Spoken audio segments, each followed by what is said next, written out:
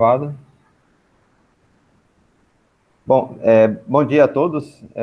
Hoje, no seminário de nuclear e atômica do IFE-UF, eu tenho o prazer de apresentar o professor Dr. Tiago Fiorini.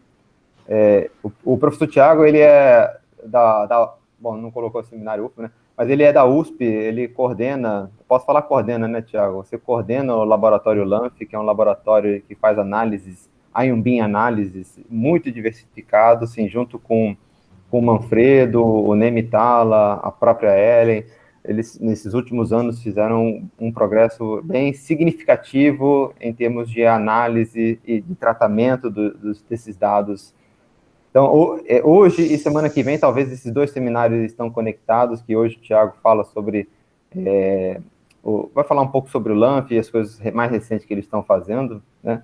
Atualmente, o Tiago, eu conheci quando eu estava fazendo mestrado e doutorado, acho que quando eu já estava no doutorado, né? Aí na USP, para aqueles que não conhecem a USP, tem dois laboratórios, dois aceleradores. Um é de nuclear, e eu estava fazendo minha tese mais com acelerador de nuclear, que é o Pelletron, e o Tiago sempre trabalhou mais com essa parte, com outro acelerador que é dedicado à Ion Beam Analysis, né? Então, nessa semana, a gente tem o seminário do Tiago e conectado, talvez um pouco conectado com isso, na semana que vem, o seminário do Vitor, que vai falar um pouco sobre efeitos da radiação de partículas carregadas em dispositivos eletrônicos, né? Então, eu acho que para o público que está aqui hoje, talvez vai ser já estendendo o convite para a semana que vem, para o seminário do Vitor, né? Bom, sem mais palavras, assim, Tiago, de novo, obrigado por ter aceito essa apresentação. Eu peço aos demais que desliguem seus microfones e suas câmeras para não sobrecarregar a taxa de dados, né?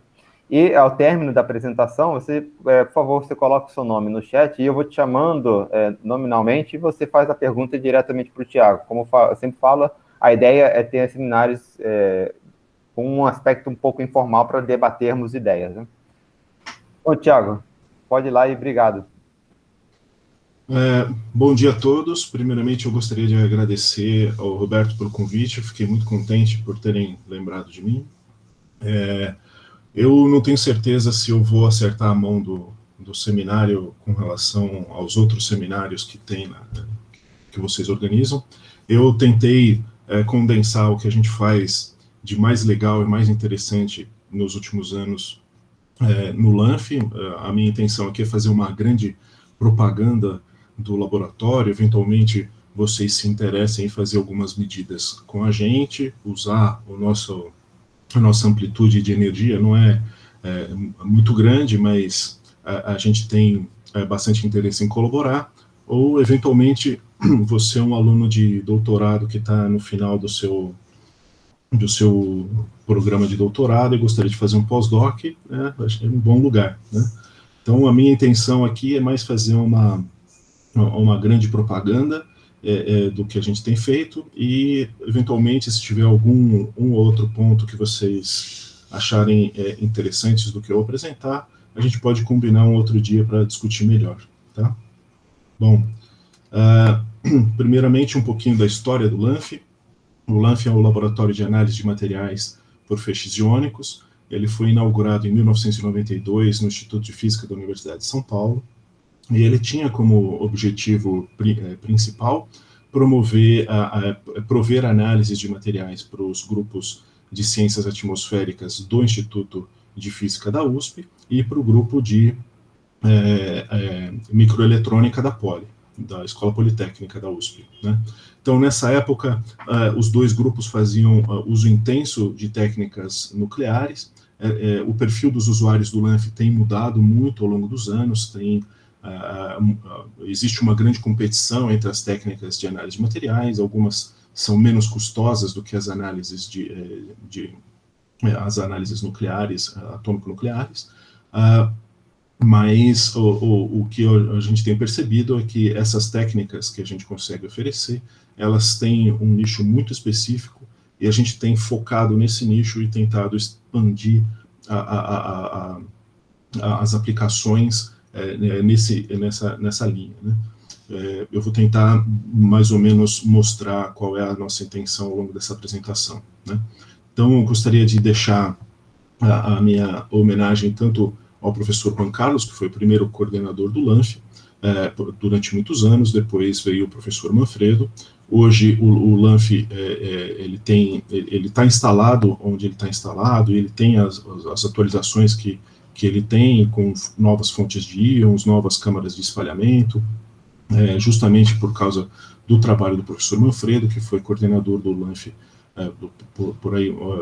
por muitos anos, e no ano passado, quando o professor Manfredo foi conduzido à diretoria do Instituto, ele começou a se dedicar a essa coordenação do Instituto como um todo, e abriu mão da coordenação do LANF, e eu tenho orgulho de que ele me indicou para o comitê gestor do laboratório, que aprovou o meu nome com unanimidade. Então eu agradeço aos dois coordenadores anteriores pelo trabalho que eles desenvolveram.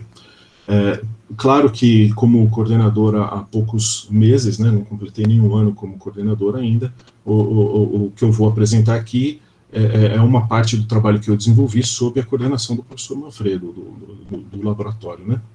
Então, muito do que a gente fez tem colaboração do próprio professor Manfredo, da professora Márcia Risuto, do professor Nemitala, e basicamente hoje o LANF oferece análise de materiais ou irradiações para diversos fins, né? E a gente se ocupa em oferecer esse serviço e também aperfeiçoar as técnicas de feixes iônicos. Agora eu vou tentar mais ou menos delinear como funciona essa questão de usar técnicas atômico-nucleares para fazer análise de materiais, mas eu não quero me aprofundar muito nas questões aqui, eu não quero dar uma aula a respeito da análise de materiais, mas eu quero mais ou menos fundamentar uma base para discussão do que vem depois, né? Então, o LANF tem como conceito fundamental para oferecer os seus serviços os processos de interação de feixes iônicos com a matéria. Então, aqui eu tenho um desenho esquemático extremamente simplificado, onde eu estou imaginando uma amostra muito fina. Então, o feixe iônico, que teria aí energia da ordem de alguns MeVs por unidade de massa atômica, ele pode atravessar essa amostra e ao passar e ao atravessar ocorre uma série de interações que produzem alguns produtos que são utilizados para análise dos materiais, né? Então, o que acontece com maior abundância é a produção de elétrons secundários. Então, ocorre a ejeção de muitos elétrons, tanto na direção dianteira quanto na traseira, e eu só quero lembrar que essas setas, elas só estão aqui para ocupar espaço, né? Elas não estão representando distribuição angular nenhuma. Cada processo tem a sua própria distribuição angular, né? Então, tem a produção dos elétrons secundários, mas também pode ocorrer de um íon desse feixe interagir com o núcleo de um dos átomos dessa amostra e ser espalhado pelo potencial nuclear. Se a energia do íon for baixa, você tem o espalhamento puramente coulombiano. Então você pode ter, por exemplo, os íons espalhados pelo potencial coulombiano na direção traseira. Então você teria esses íons retroespalhados aqui, ou então os íons podem ser apenas desviados da sua trajetória, você teria alguns íons espalhados nessa direção. Também pode, a diferença entre um e outro seria a distância o fator de impacto, né? Então, um íon com uma colisão mais dianteira seria, mais frontal, seria espalhado numa direção traseira, enquanto uma colisão mais rasante seria espalhada numa direção dianteira. Nessas direções, nesses espalhamentos de direção traseira, você tem aí uma transferência de energia para o núcleo da amostra. Então você tem aí o recuo do átomo da amostra, que pode ser ejetado da amostra. Eu peço desculpa se eu estou mais ou menos chovendo no molhado, mas eu estou tentando aqui fazer, eu não sei exatamente qual é a característica da audiência, então eu estou passando pelo básico, e daqui eu não vou gastar muito tempo com isso, eu prometo. Pode acontecer também do íon interagir com os elétrons da eletrosfera do átomo e produzir um raio-x. A energia desse raio-x é uma assinatura do elemento que está presente na amostra. Pode acontecer também do íon interagir com o núcleo da amostra, produzindo uma excitação, produzindo até uma reação nuclear. Pode ser ejetada uma partícula, ou então, aqui como está desenhado nesse esquema, um raio gama. Ou o íon pode interagir, ao invés de interagir com o elétron de uma camada muito mais interna, como sendo a produção do raio-x, ele pode interagir com os elétrons das camadas mais externas, então sendo, por exemplo, a amostra constituída por elementos de terras raras, por exemplo, essas transições estariam na luz visível, ou então o íon pode interagir com os elétrons que fazem parte de alguma ligação química, que também tem transições na faixa do visível, e também produz a emissão de luz. Então, para cada um desses sinais aqui, você pode imaginar uma técnica de análise de materiais, né? Então, você teria aqui a análise Rutherford Backscattering Spectrometry, que seria a análise dos íons retroespalhados. Você tem a Forward Recoil Spectrometry, ou também conhecida como ERDA, né? Energy Detection Recoil Analysis, e você tem a técnica PIXI, que é a técnica onde você mede o raio-x, você tem a técnica PIG, onde você mede o raio gama, e você tem, não está escrito aqui, mas você teria a Ion Beam Luminescence, onde você mede a luz, né? Então, o objetivo no LANF é conseguir caracterizar as amostras medindo os produtos, dada uma sonda que foi utilizada, que é o feixe iônico.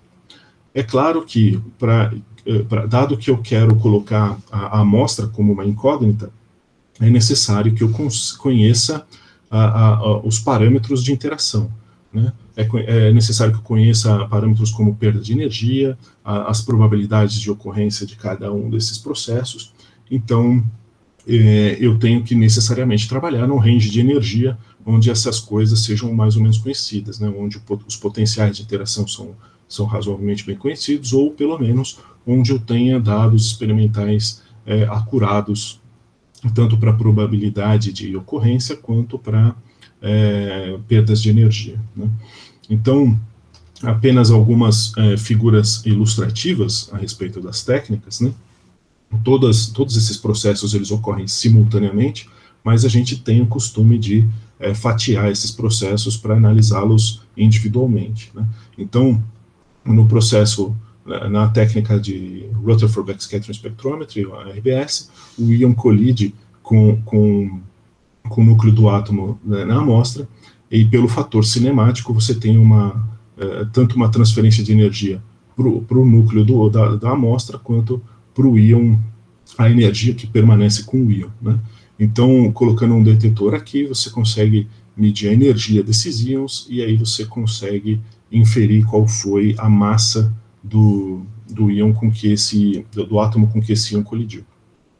Esse desenho que eu estou fazendo é um desenho esquemático apenas para a superfície, mas esse íon ele pode adentrar a amostra, colidir com um átomo que está mais profundo, ele vai perder energia no seu caminho de entrada, vai perder energia no seu caminho de saída, e aí, medindo a energia e com uma série de cálculos em cima, a gente consegue determinar em quem esse íon colidiu e em que profundidade, né?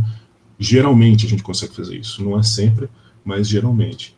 Eu vou mostrar um pouco disso mais para frente.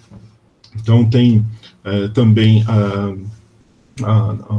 as técnicas de espalhamento de recuo, né, análise de recuo, tanto que na literatura de análise de materiais é muito conhecida como FRS, onde a gente usa um feixe um pouco mais pesado, e a nossa intenção aqui é arrancar os átomos da amostra, e com algum detetor que seja capaz de identificar o átomo e consiga fazer a sua medida de energia, a gente consegue fazer, da mesma forma, uma quantificação do elemento e também uma medida do seu perfil em profundidade.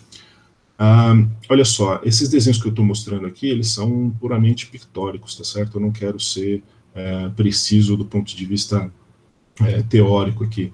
Apenas estou imaginando uma amostra de algum material que está representado com essas bolinhas amarelas. Ela deve ter alguma contaminação que permeia esse material com essas bolinhas verdes, e também tem uma contaminação superficial, que seria representada por essas bolinhas azuis, né?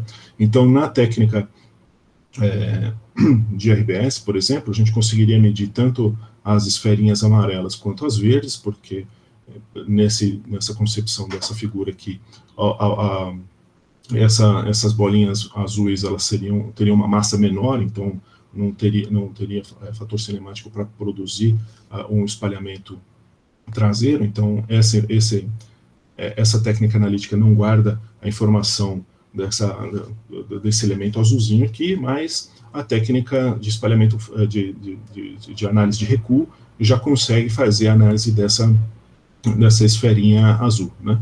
Eu chamo a atenção para isso porque essa é uma das únicas técnicas disponíveis para fazer medida de hidrogênio diretamente, né? Outras técnicas que se propõem a fazer medida de hidrogênio sempre fazem medidas indiretas, seja pela ligação que o hidrogênio consegue fazer, ou alguma coisa assim, mas aqui a gente consegue ter uma quantificação direta da quantidade de hidrogênio. Também tem, como eu mencionei, a técnica PIXI, onde o íon do feixe ele interage e dá uma bagunçada na eletrosfera dos átomos da amostra, ele arranca os elétrons da camada K e da camada L, aqueles elétrons que estão nas camadas mais externas transicionam e emitem raio-x. Uma coisa importante da técnica PIXI é que, devido a essa emissão de raio-x, cada elemento tem a sua assinatura de energia. A técnica PIXI ela não guarda, ou ela guarda muito pouco a informação do perfil em profundidade. E para fazer uma análise acurada, usando a técnica PIXI, é necessário uma informação de perfil em profundidade para que a gente consiga fazer um cálculo e compensações devido à autoabsorção da amostra, né? Então, frequentemente se usa o PIXI junto com o RBS, e é uma linha de pesquisa atual de processamento de dados de técnicas de análise de materiais, por feixes iônicos, de como combinar essas duas técnicas, né? Também tem a técnica de Nuclear Reaction Analysis, que é a análise de reação nuclear, onde o que a gente faz a gente induz uma reação nuclear na amostra e olha qual foi o produto dessa reação nuclear, seja ele um fóton ou uma partícula. Aqui é importante eu chamar a atenção de que não são todas as reações nucleares que são interessantes para esse tipo de procedimento, né?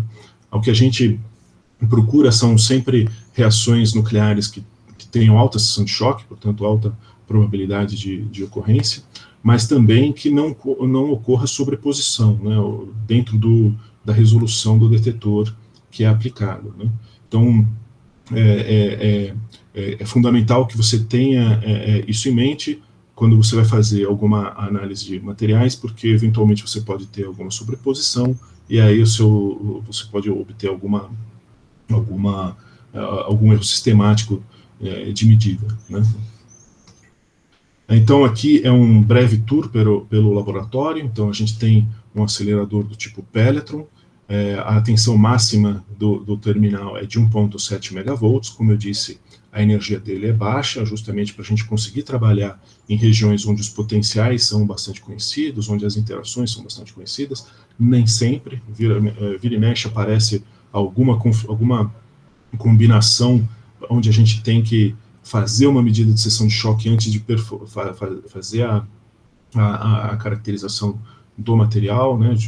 Ocorreu com a gente alguns anos atrás, a gente tem que medir as seções de choque de interação, da seção de choque de reação de prótons com boro 10 e boro 11.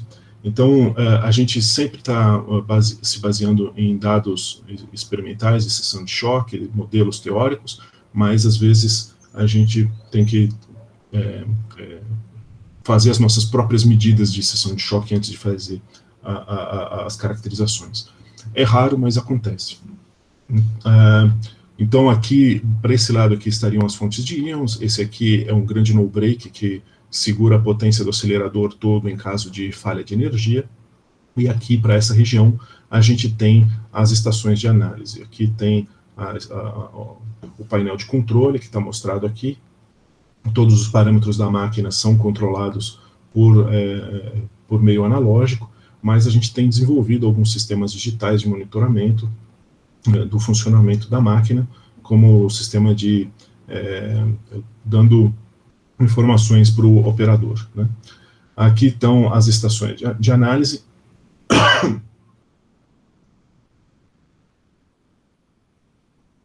Essa foto aqui foi tirada aqui desse canto, né?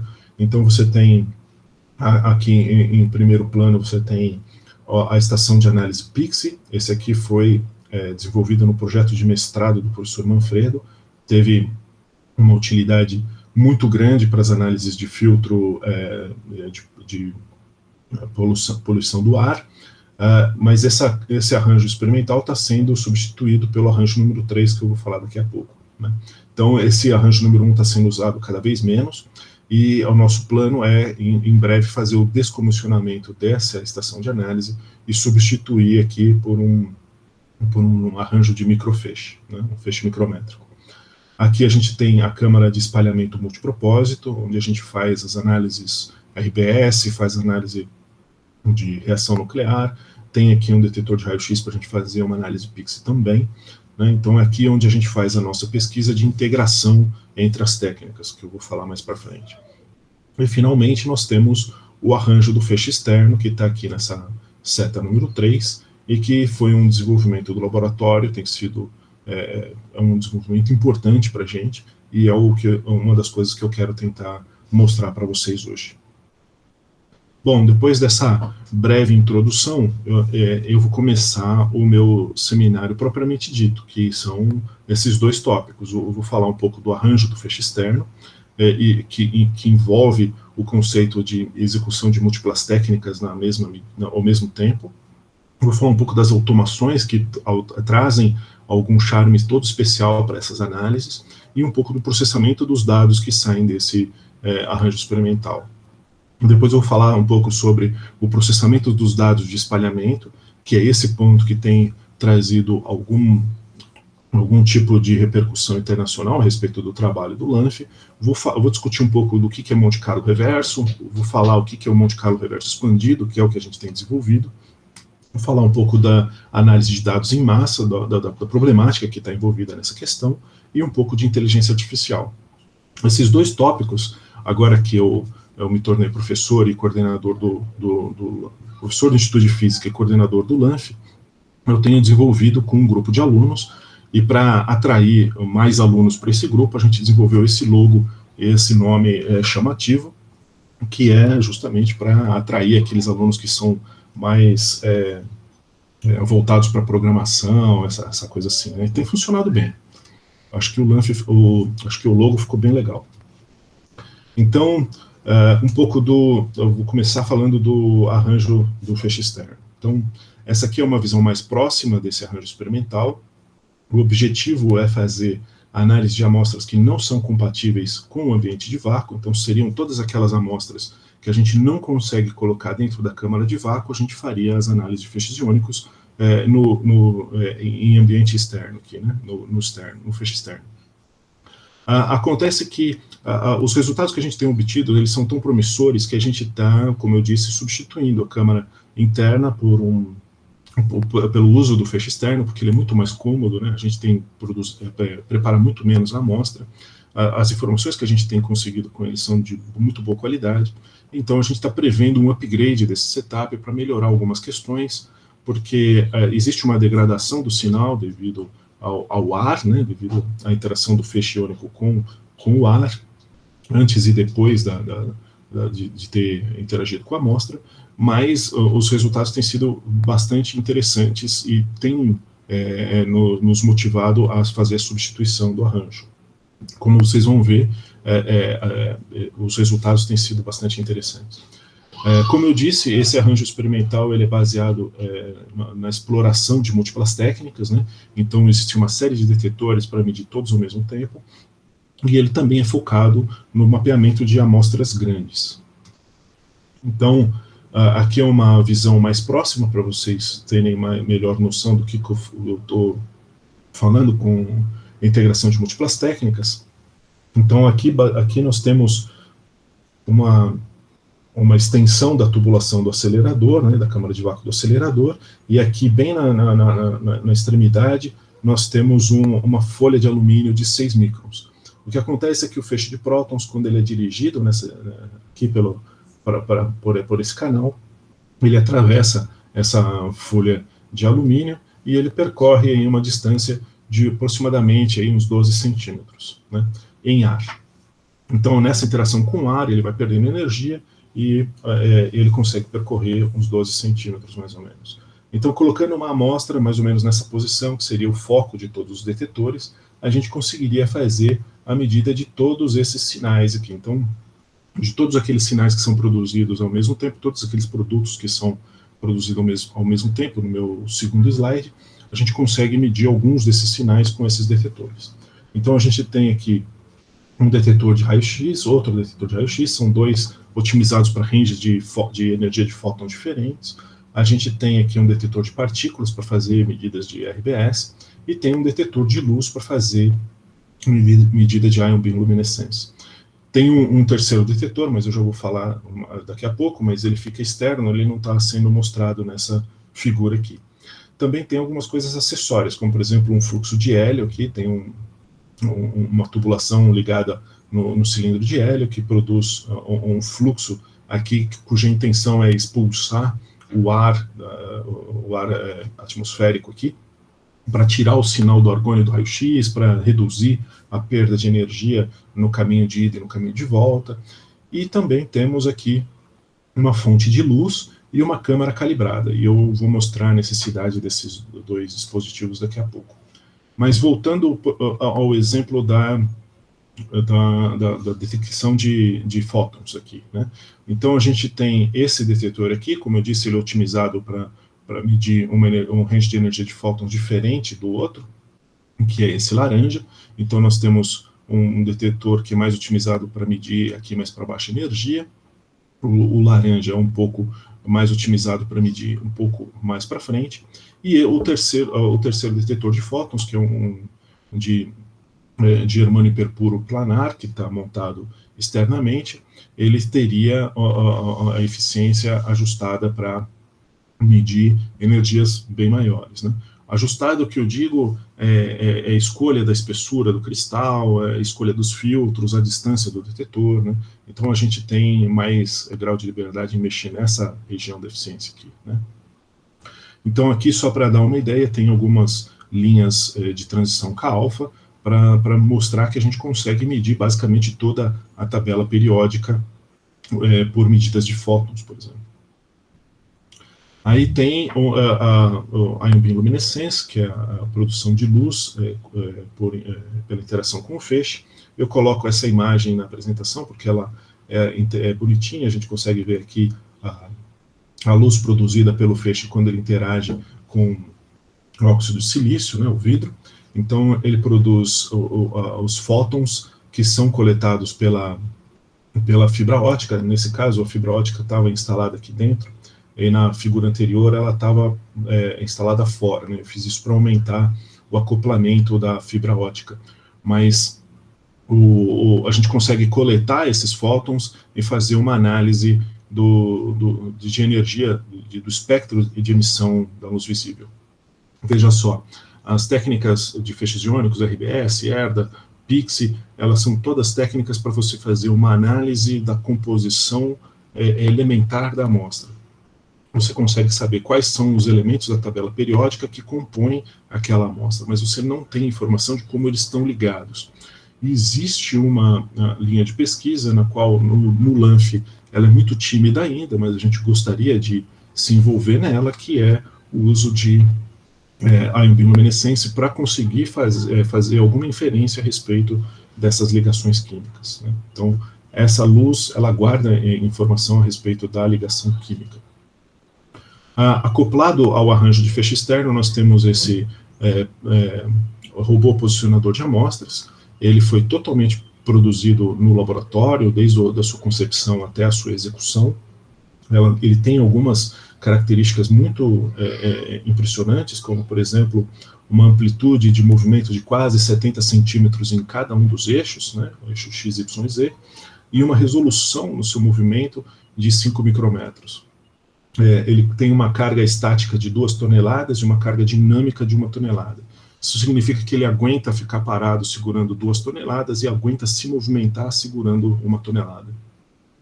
Não é exatamente o caso de que a gente quer analisar um Fusca com o feixe externo, mas o que a gente quer fazer é garantir que a amostra fique parada e não tenha movimento enquanto a gente está fazendo as medidas, né?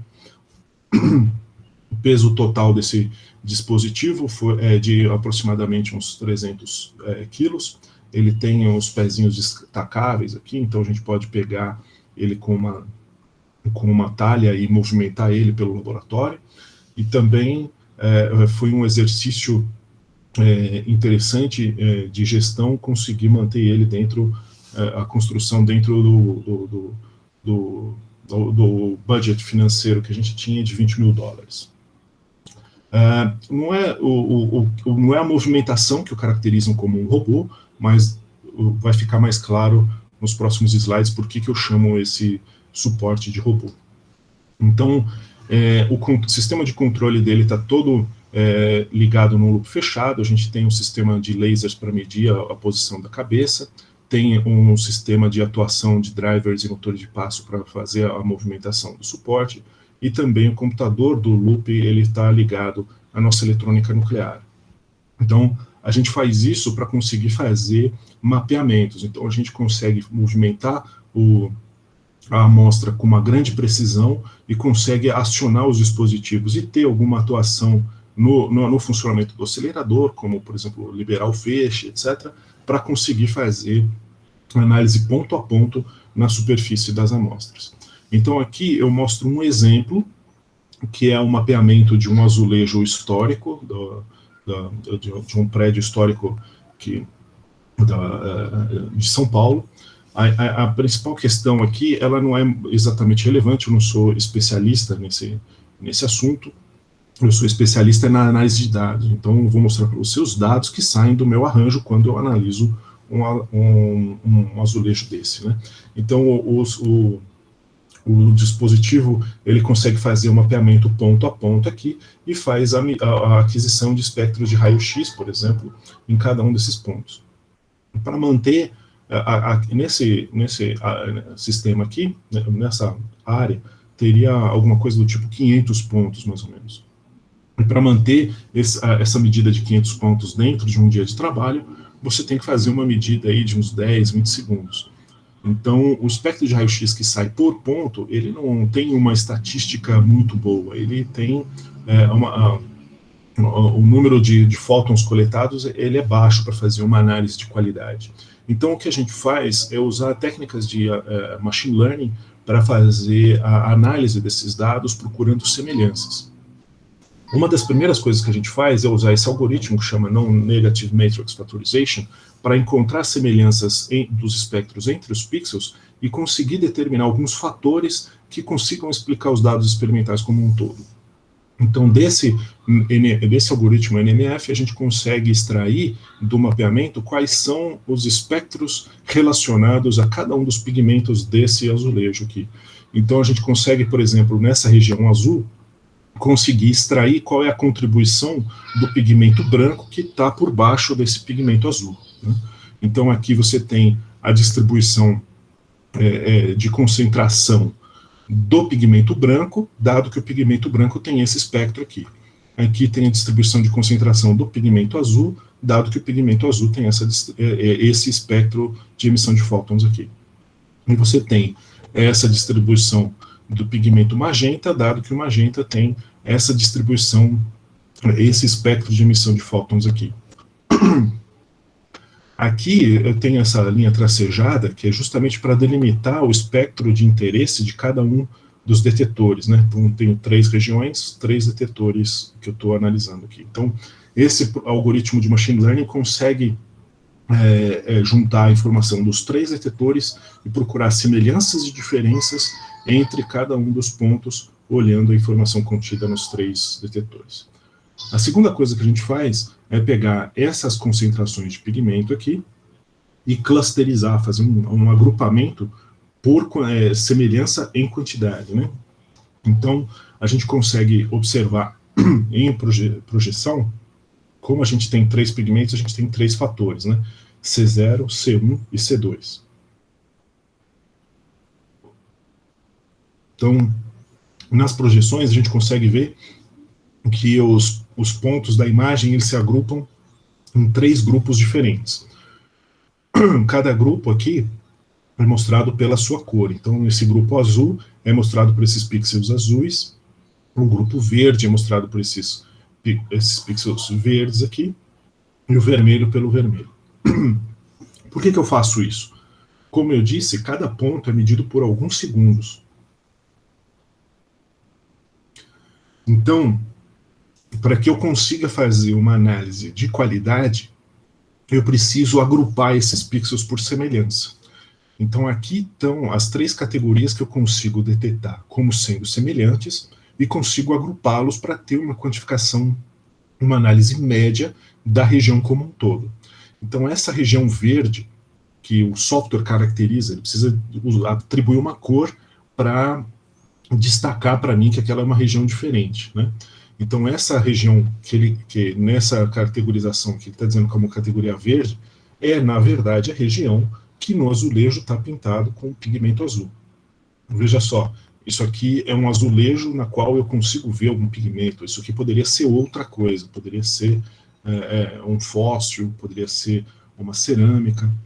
Então, não deve exatamente ocorrer uma correspondência de cor aqui, né? Mas o que é importante a gente ver é que se eu pegar o espectro de um pixel aqui, eu consigo ver esse espectro em azul todo preenchido aqui, né? Esse espectro todo falho, que é uma representação da falta de estatística, dado que eu medi esse pixel por 10, 20 segundos. Mas quando eu agrupo todos os verdes, todos esses pixels da categoria verde, e somo todos juntos, eu consigo ter um espectro muito mais representativo do que é toda essa região, mas é uma representação média, né? Então, essa é um processamento de machine learning que faz com que a gente consiga ter um insight rápido a respeito dos dados. Eventualmente, a gente vê alguma região de maior interesse e aí consegue movimentar o suporte para aquela região e fazer uma análise por mais tempo, né? Medir por 10, 20, meia hora, 10 minutos, 20 minutos, meia hora. Então, veja só, uma coisa que é importante para esse arranjo, já que a gente quer fazer medidas de áreas grandes, e a gente não quer ficar restrito só a azulejos, tá certo? Porque o azulejo ele tem a superfície bastante flat, né? Bastante lisa.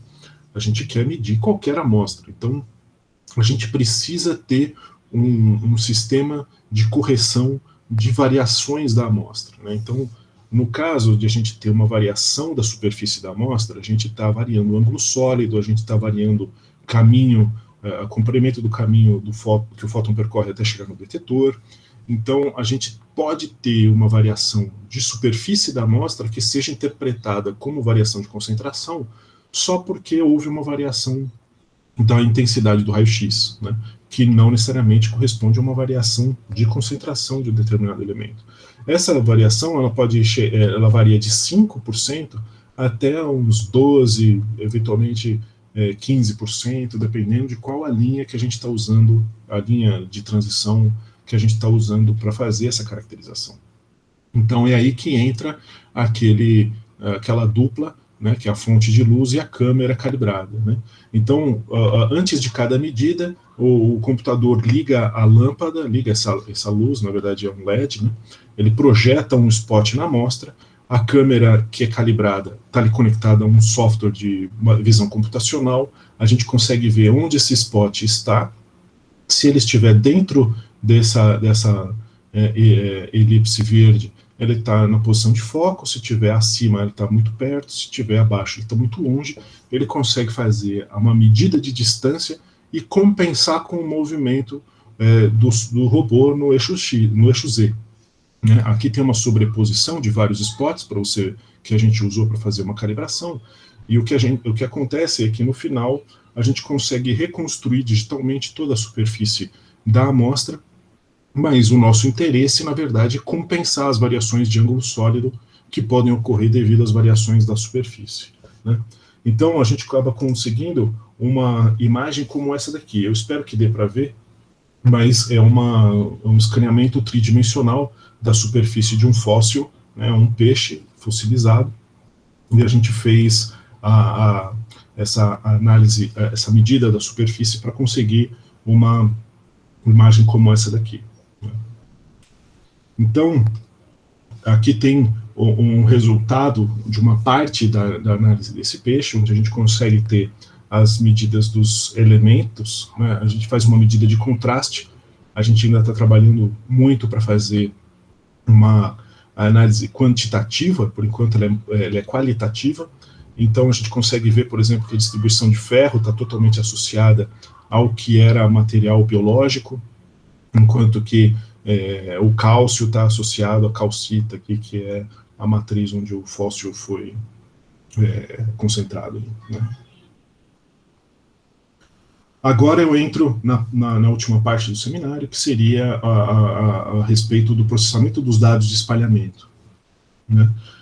Eu falei do avanço experimental, que é o arranjo do feixe externo, um pouco do avanço do processamento desses dados, e agora eu vou falar sobre o avanço do processamento dos dados de RBS, que não necessariamente estão atrelados a avanços experimentais do arranjo, né, e sim na forma como a gente interpreta esses dados. Então, o que acontece na análise RBS é que os íons do feixe, eles perdem energia enquanto eles estão entrando na amostra, interagem com um átomo que está com um núcleo que está profundo na amostra, e depois eles saem e tem um caminho de saída onde ele perde energia também, né? Então, o espectro medido, ele tem uma relação entre a distribuição dos elementos na amostra, né, dado por uma série de convoluções, né? Essas convoluções, elas dependem, por exemplo, do fator cinemático, elas dependem das seções de choque, elas dependem da perda de energia, né, do poder de freamento, depende do energy loss straggling, que é a dispersão estatística dessa perda de energia, depende do espalhamento dual ou plural, né, o espalhamento múltiplo, depende da resposta do detetor, né? Então, isso aqui, matematicamente, a gente diz que é um problema mal posto. Por quê? Porque a gente tem duas possibilidades aí nessa configuração. Ou a gente tem uma possibilidade onde o cálculo contrário é impossível, ou seja, você tem o espectro experimental, você não consegue saber que amostra que é, simplesmente porque essas convoluções constituem uma função não invertível, ou você tem a situação que é mais comum, que é, dado um espectro, você consegue obter muitas amostras hipotéticas que conseguem explicar aquele espectro experimental. Então é por isso que existe, na comunidade de análise de feixes iônicos, um intenso trabalho, que não é desenvolvido pela gente, é por colaboradores, mas na tentativa de produzir softwares de simulação cada vez mais acurados, né? Então é o que a gente chama de forward model, que consiste em incluir os modelos físicos e os modelos de detecção, seja resolução, empilhamento, etc., num programa de simulação que seja o mais acurado possível, né? Então, nesse caso, você tem os dados de entrada, que seria uma descrição da amostra, e nesse forward model o que você tem como dado de saída é qual seria o espectro experimental que você mediu. Então, aí que entra essa questão de Monte Carlo reverso. Monte Carlo reverso é conhecido por esse nome na literatura, e talvez até seja um nome meio misleading, despista um pouco as pessoas, porque o que basicamente acontece é que, dado que você tem um forward model muito confiável, o que você faz é alterar os parâmetros de entrada para obter uma simulação de saída que seja consistente com o seu espectro experimental medido, né? É assim que funcionou durante muitos anos na área de análise de materiais, manualmente. Então, o analista senta na frente do computador e ele começa a usar a sua experiência, mudando os parâmetros de entrada para obter um espectro de simulação que seja compatível com o espectro medido, né? O que se faz hoje em dia é fazer uma comparação entre o simulado e o experimental usando uma avaliação de Q², por exemplo, e usam só um algoritmo de otimização, seja ele genético ou determinístico, né? Esse é um ponto, esse é um método que ele resolve a situação 1, onde você não tem o cálculo inverso, porque você não está fazendo o cálculo na direção inversa, né, do espectro para a amostra, e sempre da amostra para o espectro. Mas ele não necessariamente resolve a situação 2, que é a situação de ambiguidade, que é a mais importante para a gente, né? Dado que você tem um espectro experimental, você quer saber qual é uma explicação para qual é a distribuição elementar naquela amostra, mas que represente aquela amostra, não uma distribuição hipotética, né? Se você tem múltiplas respostas que levam ao mesmo espectro, você pode ter erro sistemático. Então, como você anula esse erro sistemático? No LANF a gente tem desenvolvido um pouco dessa técnica. Não é uma técnica que surgiu lá, mas a gente tem trabalhado muito nesse desenvolvimento, que é fazer o que a gente chama de Monte Carlo reverso expandido, que é fazer múltiplas medidas, seja em ângulos diferentes, em ângulos de incidência de feixe diferentes, seja em ângulos de detetor diferentes, seja em energia diferente, sejam técnicas diferentes, e assim conseguir fazer o tal do Monte Carlo reverso, todos os dados experimentais, simultaneamente, né? Então isso requer uma avaliação de consistência que é um pouco mais elaborada do que simplesmente uma avaliação de Q², é onde a gente tem trabalhado pesadamente, que é conhecido na matemática ou até mesmo em áreas de economia como otimização multiobjetivo, né? A gente pode falar disso melhor outro dia, mas o que eu quero mostrar aqui é que é uma análise complexa. Essa análise tem rendido para a gente algumas parcerias, como eu disse, né? A gente conseguiu trabalhar nessa colaboração, onde a gente usou técnicas de feixes iônicos para mostrar que um determinado processo de fabricação de materiais com interesse tecnológico tem ainda algum traço de carbono. Essa foi uma medida que só foi possível com a análise de feixes iônicos e com as ambiguidades resolvidas através desse método multiobjetivo, e que mostra que essas técnicas de análise de materiais ainda têm alguma relevância no cenário de técnicas de análise de materiais. Então, essa discussão toda a respeito da análise multiobjetivo, do problema mal posto, etc., é justamente para eu chegar nesse slide e dizer para você que dentro de um laboratório de análise de materiais tem duas categorias de problemas que a gente resolve. Um deles é quando o usuário chega no laboratório e ele tem um pequeno número de amostras, e é um pequeno número de amostras que elas são muito específicas, elas são únicas e especiais, e no qual o estudo requer uma medida que seja a melhor possível, né? Um exemplo disso é um determinado estudante que está fazendo a sua pesquisa, ele quer produzir algum determinado filme fino, ele quer saber se as condições da máquina dele estão bem calibradas para que ele faça a deposição do filme que ele quer estudar. Então ele vem no nosso laboratório com uma ou duas amostras, e ali a gente faz a melhor a melhor análise que a gente consegue para analisar tanto as concentrações que ele quer, quanto os elementos traço, etc. Mas existe uma outra categoria de usuários, que é onde a análise de materiais perde a maior parte dos seus usuários, que é onde a importância não está exatamente em cada amostra individual, mas em todas as amostras juntas, né? Nesse caso, você tem um conjunto de amostras muito grandes, onde o que importa, na verdade, é a variedade e a diversidade de amostras. Você está interessado nas variâncias e covariâncias, e não exatamente nos valores absolutos. E nesse caso, você quer medir mais tanto quanto possível, né? E não exatamente tão melhor quanto possível, mas em quantidade, né? Aqui um exemplo seria quando a gente faz alguma colaboração na área de biológicas, onde você quer um número grande de amostras para ter uma relevância estatística, para dar suporte a alguma conclusão de algum diagnóstico de doença, algum medicamento, etc., né? Então, são dois tipos distintos de problema. O problema da categoria A, onde nós somos muito bons, onde a gente consegue medir, processar os dados, e a gente fica lá processando os dados, minerando até a gente conseguir o resultado que a gente quer. Mas tem a categoria B, que é, hoje em dia, a grande maioria dos usuários. Né? Então, como a gente faz para transferir a nossa expertise da categoria A para a categoria B? Um exemplo é a nossa colaboração com o Instituto Max Planck de Física de Plasma. Né? Eu fiz pós-doc lá, e o meu supervisor lá, a gente ainda tem colaboração até hoje, e um belo dia ele me mandou um e-mail dizendo, olha, a gente quer algumas pessoas aí para poder analisar uns espectros para a gente, será que vocês não podem colaborar aí? Eu falei, claro que sim, vamos fazer essa colaboração com o pessoal do Max Planck. E basicamente o que eles estão fazendo é analisar o revestimento do W7X, o Wildenstein 7X, que é um stellator, é um reator de fusão, que é uma concepção concorrente ao tokamak, onde também se busca a produção de energia pelo processo de fusão.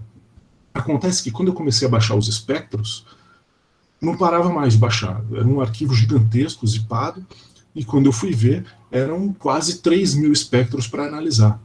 3.000 espectros para analisar é uma coisa muito grande do nosso cotidiano, do nosso processamento, né? Então, o que a gente teve que desenvolver foi uma técnica diferente. Por que são tantos dados? Porque eles pegaram um desses revestimentos, que está aqui em vermelho, e eles mediram ponto a ponto, ao longo de toda essa linha verde aqui, antes de expor ao plasma e depois de expor ao plasma. Aqui a foto está mostrando depois de expor ao plasma, então a gente está vendo uma série de desgastes aqui que foram devido à potência dissipada na colisão do plasma com esse revestimento aí. E o que eles querem saber é qual é o padrão de posição de potência aí nesse revestimento. Então como é que eles fazem essa análise? Basicamente, eles produzem revestimentos com marcações. Esses revestimentos nessa máquina são todos de carbono. Então, esses revestimentos especiais são um substrato de carbono. Eles colocam um filme fino de molibdênio e depois um filme um pouco mais grosso de carbono em cima. Né? Então, a intenção deles é expor esse material e, dependendo da quantidade de carbono que sumir aqui, é que foi erodido dada a colisão do plasma com esse revestimento. Ou, o que é possível também dentro de um reator de fusão, é que essa espessura, na verdade, ela cresça com a deposição de alguns elementos que vêm de outras partes da máquina. Né? Então, aqui um espectro de RBS de uma amostra assim fica desse jeito. Se a amostra fosse puramente de carbono, o sinal começa aqui, que é da superfície, e ele vai vindo para a esquerda, conforme o feixe vai entrando na amostra, você vai obtendo um sinal do carbono dentro da amostra. Como você tem um filme de molibdênio aqui no meio, você tem aqui uma ausência de carbono dentro desse substrato, né? E aqui o sinal do molibdênio. Né? O molibdênio é mais pesado que o carbono, então pelo fator cinemático o espalhamento é com energia maior, então ele aparece mais aqui na frente. Acontece que com a variação da espessura do carbono, esse pico do molibdênio aqui, ele dança aqui, ele fica variando de canal aqui, né? Justamente pela perda de energia do filme. Então, o que eu quero medir aqui seria a espessura do filme de carbono e a espessura do filme de molibdênio, eventualmente. Então, como a gente não consegue analisar 3.000 espectros, como é que a gente faz para analisar esses 3.000 espectros? Então, o que a gente fez foi treinar uma rede neural artificial para poder fazer isso, já que a rede neural natural não consegue, a rede neural artificial deve conseguir. Então a gente desenvolveu um software que gera um dataset de simulação, separa ele num training set, num validation set, né? Então a gente consegue treinar a rede neural, fazer as avaliações de erro de memorização, erro de generalização, para conseguir fazer as estimativas dos erros que a gente vai ter nas nossas previsões, e daí a gente faz as avaliações das concentrações usando essa rede neural. Né? Isso é interessante porque quando você faz uma otimização, terminou uma otimização, você vai começar outra, você começa próxima do zero, então você esquece o programa, ele não guarda as informações das otimizações anteriores, então é como se ele sempre começasse uma otimização de um estado de ignorância. Já aqui, quando a gente está usando uma rede neural, a gente está fazendo uma paralelização temporal, ou seja, a rede neural ela vai memorizar todos os exemplos que eu mostrar para ela, mas esses exemplos eu gero uma vez só, eu não preciso ficar gerando em cada otimização, né, que é o caso de uma otimização em fila. Agora, como é que essas redes neurais performam quando a gente compara ela com os humanos, né? Então aqui eu tenho os resultados de avaliação das redes neurais que eu produzi, tanto para a espessura de carbono quanto para a espessura de molibdênio, e aqui a avaliação manual feita por um aluno alemão lá no Max Planck. Então a gente vê que aqui seria uma reta onde as duas avaliações concordam. Acho que eu devo ter me excedido já, né? Eu vou terminar logo, tá? Então, o ideal seria que esses pontos eles ficassem em cima dessa reta aqui, mas eles obviamente não ficaram, apresentando um erro sistemático, né? Então, essa aqui foi uma primeira abordagem que a gente fez, porque a gente quer também entender como é que a rede neural aprende a analisar um espectro, né? Eu quero saber se existe alguma semelhança do que eu penso quando eu analiso um espectro. Então aqui eu fiz uma análise sem inserir a rugosidade na amostra.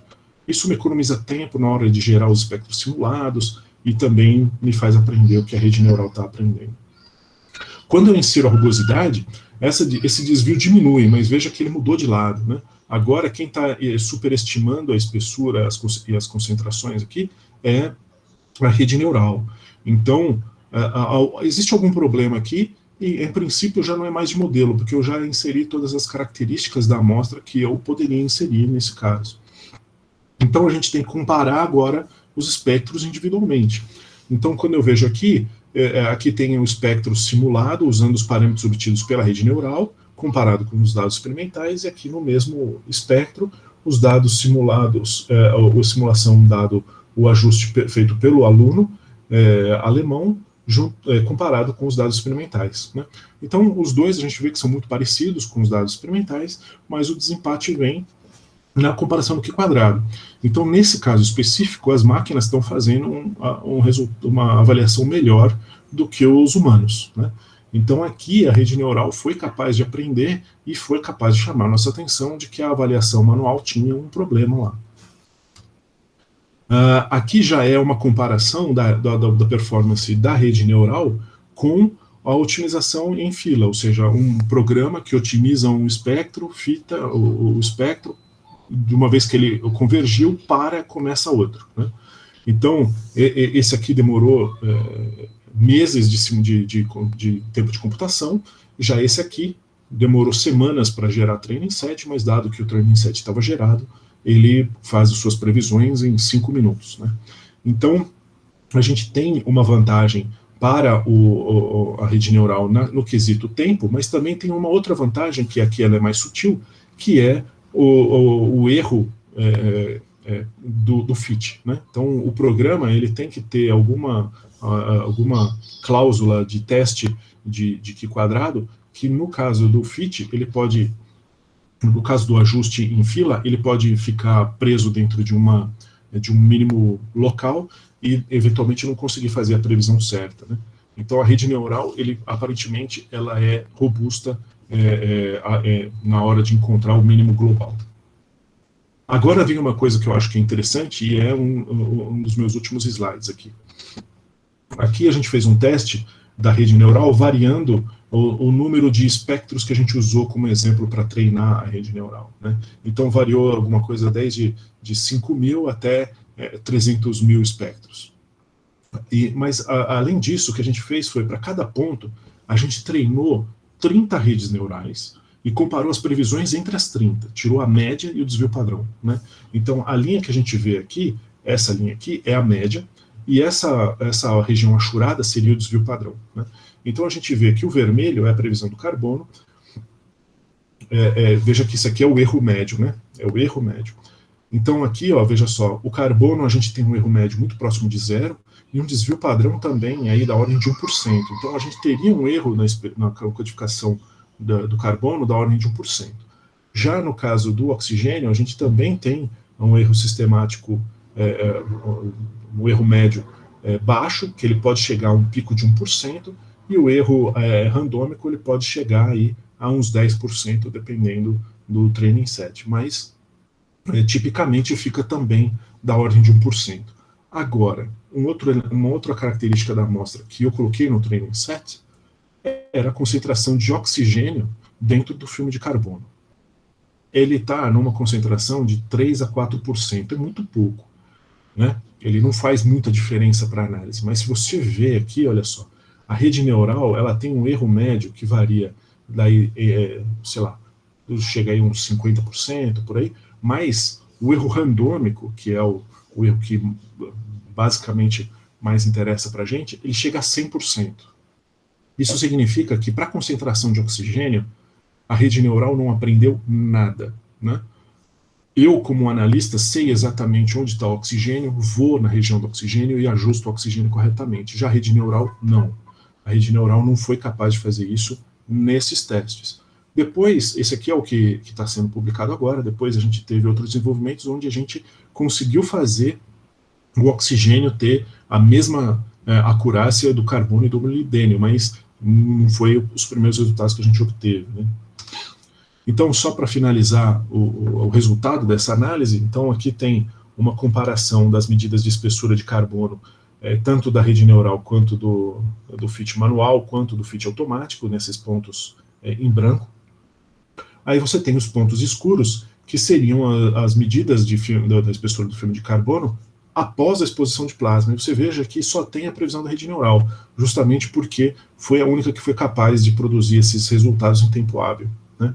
Então aqui a concentração de carbono, a concentração de molibdênio, e aqui tem veja que aqui teve a total erosão do filme de carbono, aqui tem uma extrapolação de quanto seria erodido de carbono dado o que erodiu de molibdênio, porque essa aqui é a informação importante para a equipe técnica do W7X. Então, eles fizeram as correções que eles acharam que deveriam ter, fizeram a segunda rodada, e agora os dados voltaram, só que agora são 4.000 dados para analisar, né? Então, a gente está tentando produzir umas melhorias na rede neural para conseguir produzir resultados melhores, porque agora as amostras são mais complexas, não vem ao caso exatamente isso, mas é um projeto que está dando certo. Então, conclusões e considerações finais, o LANF tem se dedicado ao aperfeiçoamento das técnicas de feixes iônicos, né? O foco tem sido a integração entre as técnicas e também na viabilidade das análises em massa. A inteligência artificial tem se mostrado um aliado poderoso nessa tarefa, né? E a otimização com múltiplos objetivos ainda é o maior produto do LANF, que é o software que a gente disponibiliza gratuitamente para todo mundo utilizar, que é o software Multi-Semen Array, né? Então, essa é a maior fonte de referências que a gente tem, né, de citações que a gente tem no momento, mas, enfim, a gente está continuando nessa busca por uma técnica de processamento dos dados que possa viabilizar a análise em massa. Então, aqui tem alguns agradecimentos às nossas agências de fomento, também ao Instituto Nacional de Ciência e Tecnologia, de Física Nuclear, a Agência Internacional de Energia Atômica, que também financia uma pequena parte do laboratório, e muito obrigado pela sua atenção. Opa, obrigado, Tiago. Ih, já estou vendo aqui que vai ter uma nova física aí no futuro, hein? Bom, já vamos começar com a rodada de perguntas. Vinícius já prontamente... Vinícius, vai lá. Desculpa que eu me estendi um pouco aí. Ô, Tiago, tudo bem? Oi, Vinícius, tudo bem? Tudo ótimo. Parabéns aí pela apresentação. Muito boa, muito interessante. Eu queria perguntar justamente no oxigênio lá.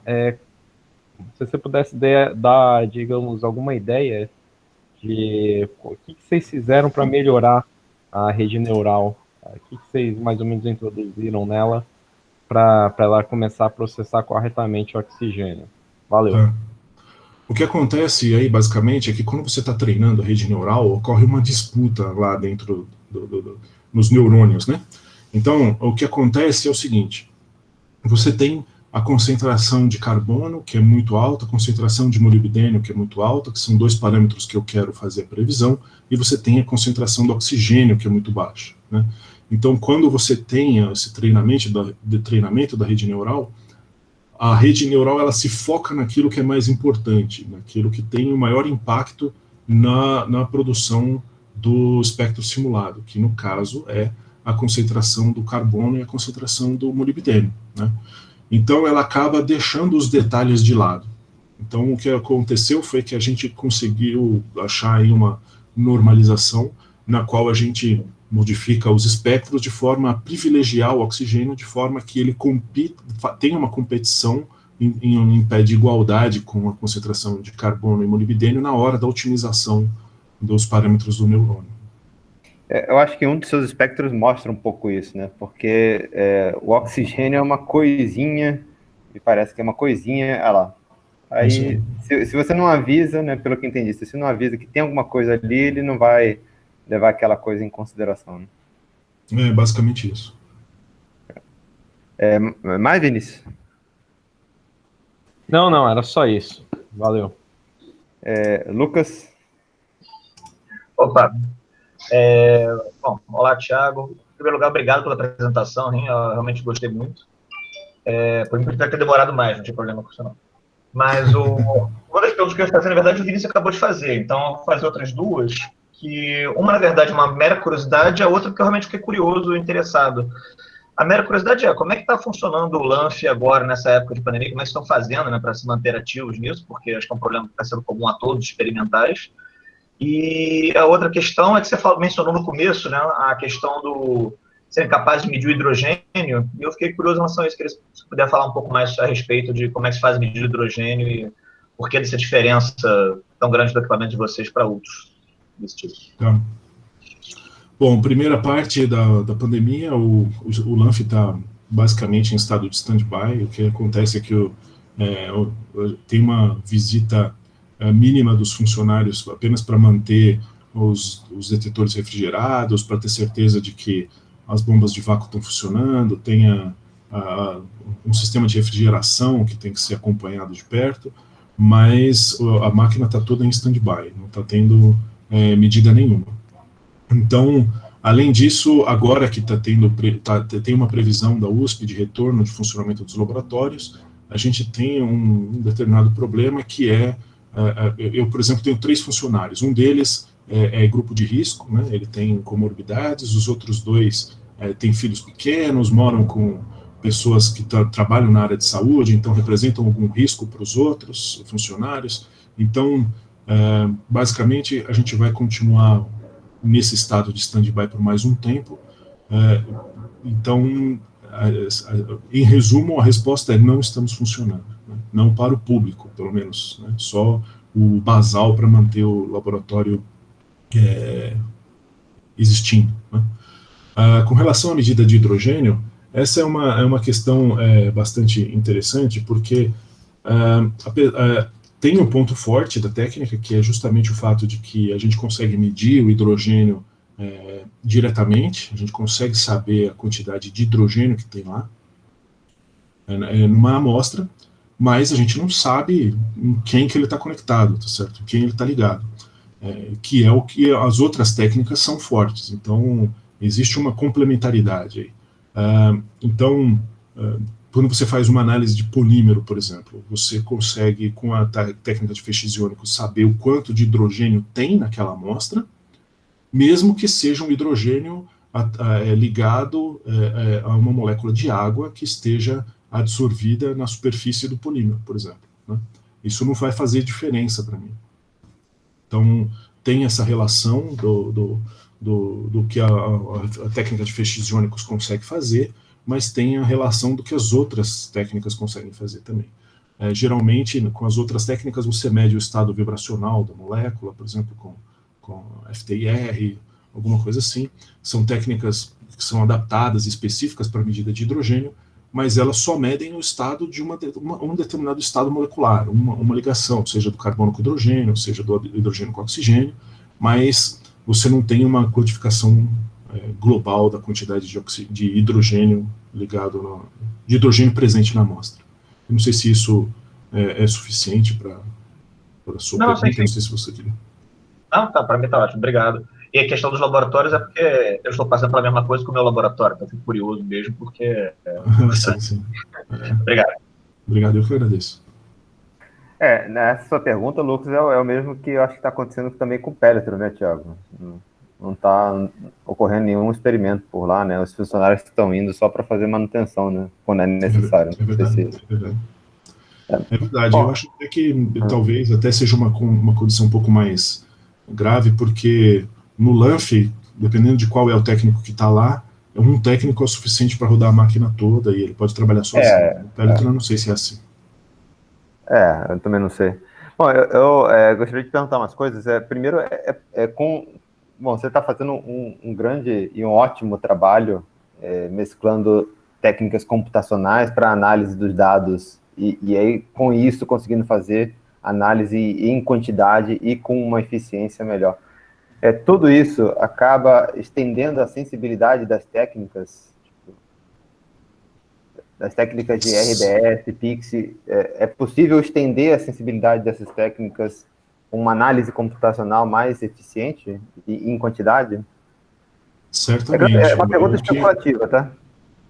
Não, então, é justamente o que aconteceu nesse caso das publicações aqui que eu mostrei, que a gente fez uma colaboração aqui, né? Então, tem, num determinado processo, esse grupo trabalha com tinta eletrônica, né, produzir papel eletrônico, essas coisas. Então, num determinado processo, eles executam esse processo que eles chamam de calcinação, onde eles acreditam que removem toda a concentração de carbono do filme, mas o que a gente demonstrou é que não, o que você muda é o estado da ligação, mas uma parte do carbono permanece no filme lá.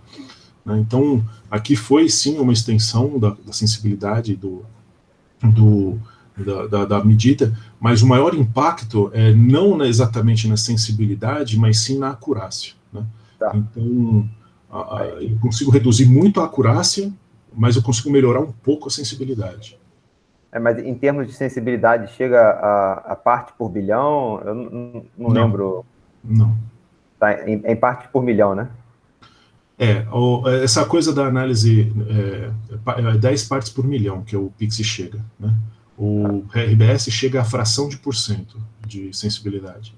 Aí que está a questão. Nessa análise multiobjetiva, o que acontece é que na análise final, o melhor resultado é herdado da melhor técnica. Né? Então, eu consigo transferir o menor limite de detecção do Pixie de 10 ppm para o RBS, mas eu não consigo baixar mais a sensibilidade do RBS, do Pixie, do que o próprio Pixie. Não, então, mas aí, assim, com isso, é como se pudéssemos dizer que você consegue estender a sensibilidade do RBS, chegando a uma sensibilidade próxima do Pixie, por combinar o RBS com o Pixie. É que, na verdade, não é correto dizer que estendeu do RBS, é que, na verdade, combinando as duas informações, você conseguiu entender. Isso você tem razão. Que acontece que o Pixie também se beneficia da integração com o RBS, né? Porque pelo fato de eu conseguir ter o perfil em profundidade, eu consigo fazer as compensações de absorção da amostra, etc. Tem um resultado melhor do Pixie e tal. Então, é realmente uma sinergia, quer dizer, o resultado da soma dos dois é maior do que os dois individualmente. E aí, assim, porque você mencionou também, né, que vocês fazem análises e o tamanho do feixe é de submilímetros, mas você também falou que a linha 1, no futuro, logo, vai ser substituída por microns. Aí eu fiquei curioso, qual que é a vantagem de sair de submilímetros e ir para um feixe de microns? Olha, da vantagem...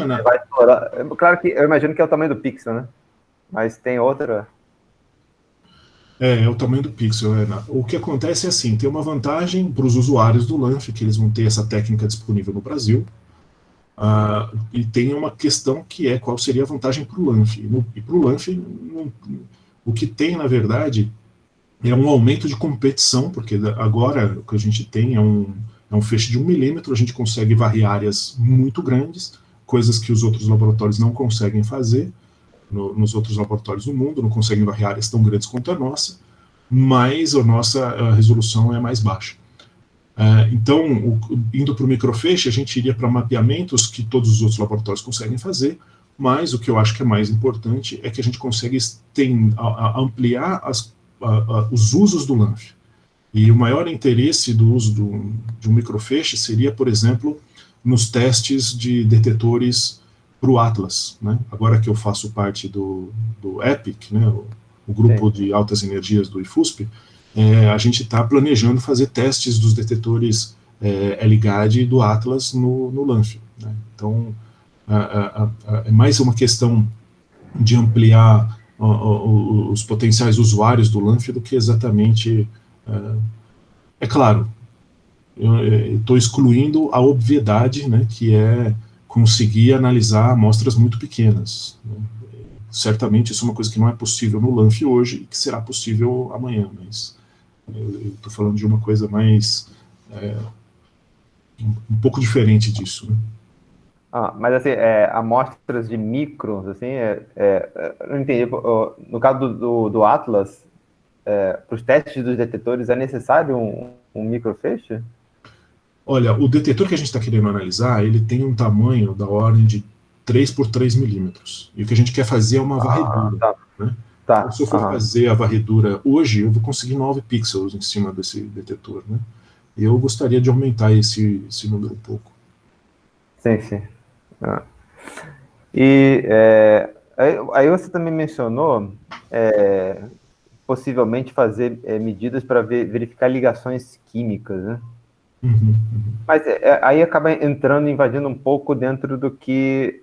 Bom, invadindo não é a palavra correta, porque o LNLS, ela tem a síncrota, a luz síncrota, ela me parece que tem um pool assim, de técnicas que acaba sendo mais, talvez, eficientes para analisar primeiros vizinhos, átomos dos primeiros vizinhos, essas ligações químicas. A ideia é fornecer uma técnica auxiliar aos usuários da luz 5, do LNLS, ou é uma coisa completamente diferente do que é feito lá no LNLS? Não, é uma coisa diferente. Na verdade, eu não quero entrar nesse mesmo nicho. O que eu quero é nessas análises multivariadas, né, que eu faço separação de região por concentração, inserir uma informação, nem que seja uma informação ruim, a respeito da ligação química. Quer dizer, aqui eu estou fazendo um agrupamento de regiões por covariâncias nos espectros de raio-x, né? Não exatamente por ligações químicas. Mas quando eu inseri nessa análise multivariada uma informação de bioluminescência, aí eu vou também conseguir separar, dado um estado de ligação química. Então é uma assistência ao meu mapeamento, não é, na verdade, o usuário que for no LANF querendo buscar uma técnica para analisar a ligação química, ele vai encontrar um resultado ruim. O que vai acontecer é que o usuário que vai fazer mapeamento vai encontrar um resultado muito melhor. Bom, aí agora aproveitando, imagino que tem alunos aqui também, você poderia falar um pouco, assim, o aluno de iniciação científica está interessado em trabalhar contigo, está interessado nessas técnicas de inteligência artificial. Geralmente o aluno de física, pelo menos aqui na UF, e aí depois os alunos aqui podem falar, eles acabam vendo no curso de graduação linguagens como C++, eu acho que aqui na UF é o C++, na minha época eu comecei com Pascal, depois foi para Fortran, depois para C++, eu fui por iniciativa, o Hugo está falando que talvez seja Fortran. Então os alunos de física geralmente têm contato com linguagens, não vou falar mais retrógrada, mas linguagens que não são de inteligência artificial, como é o Python. O que você sugere para esses alunos que venham a fazer, ou tenham interesse de fazer iniciação com você, ou que nem que venha fazer iniciação contigo, mas que se interessou muito por inteligência artificial, por onde que esses alunos começariam? Essa é uma boa pergunta. Eu acho que o caminho mais fácil, mais liso para chegar nesse ponto é justamente aprender Python, né? Python é uma linguagem que tem crescido bastante nos últimos tempos, justamente pela facilidade de integração com as bibliotecas como TensorFlow, né? Através do Keras, ou então até o próprio scikit-learn. Então, o Python tem uma certa vantagem por ela ser uma linguagem baseada na indentação, né? Então você sempre acaba produzindo códigos que o outro vai ter uma mínima condição de ler, mas a principal vantagem é justamente essa integração com as bibliotecas mais poderosas e mais novas a respeito disso, né? Também tem a biblioteca Pandas e a NumPy, que elas são muito convenientes. Eu tenho uma pessoa que pode trabalhar com isso. Pandas é uma assim, framework. Oi?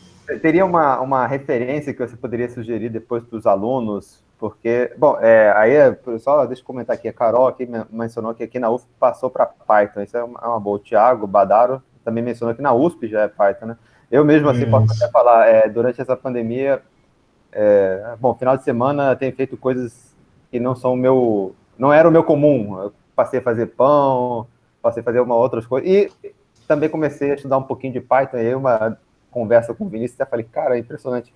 Eu lembro, o código que eu tinha para resolver equações diferenciais ordinárias, quando eu estudei graduação, aí tinha um código, eu não perdi já esse arquivo, mas eu lembro que não era, eu levei alguns dias para escrever e tudo mais. Com Python, porra, faz em 5 linhas. O problema é o oscilador harmônico amortecido lá, que foi uma lista de exercícios lá, quando eu fiz o curso de algoritmo, faz em 10 linhas ali. Exato. Ele é muito bom por causa disso. Você consegue imaginar uma determinada aplicação e executar. Restaria a ver se um cálculo complexo de sistema de equações acopladas você consegue fazer com Python. Olha, eu não sou especialista, assim, mas eu fiquei impressionado com a versatilidade, essa coisa de ficar declarando as variáveis. Porque ele entende quando é um inteiro, quando é um float. Eu diria que é possível que até consiga fazer. Pelo que eu vi com minha filha fazendo, parece que para coisas não extremamente complexas é muito viável, mas... Acontece que, dependendo de quão complexa é a coisa que você vai fazer, você pode, eventualmente, trocar a biblioteca e ela seja um pouco mais otimizável, um pouco mais otimizada. Eu peguei um livro, aí não sei se você recomenda esse, que se chama SkyPy, que parece que são bibliotecas específicas para física. E aí tem vetores, inversão de matriz, um monte de coisa lá. Sim. Não sei se você depois pode...